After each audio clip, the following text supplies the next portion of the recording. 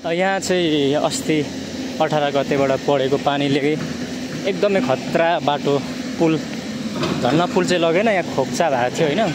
यहाँनिर जेस आज जोडिन्छ पो क्या हो, आज जोड्यो भने निकै सजिलो हुन्छ छाँगे बासीहरूलाई चाहिँ।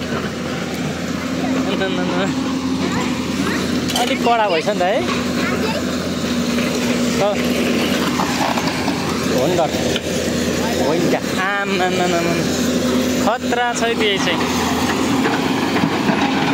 यत्तिको चाहिँ हुनु पर्यो नि त। आज बन्यो भने भोलिबाट इलाम जान मिल्ने भयो। गर्छ क्या हो यहाँ हो, निकै राम्रो।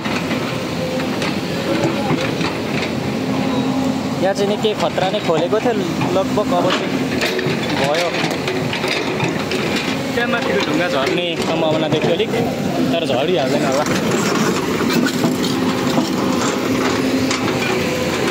जे होस् आज खोलिने रहेछ यो।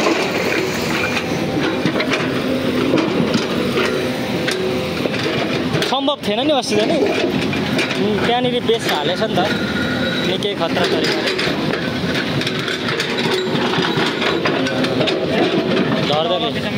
हो लगभग 99% काम सकिसकेको छ यहाँ चाहिँ। थोरै अब बिचमा चाहिँ यहाँनिर ढुङ्गाहरू हालेर छाप्दा चाहिँ सही हुन्छ, माटो भयो भने चाहिँ बगाउने सम्भावना हुन्छ नि त। लगभग सकिसक्यो 99% काम। अब चाहिँ सजिलो हुने भयो है, छाँगेबाट इलाम जानेलाई नभए देउरालीबाट घुमेर जानु पर्थ्यो। माथिको ढुङ्गा चाहिँ झर्ला जस्तो छ, तर झरिहाल्दैन होला।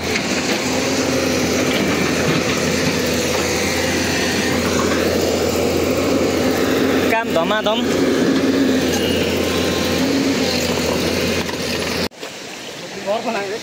काम हुँदैछ यहाँनिर।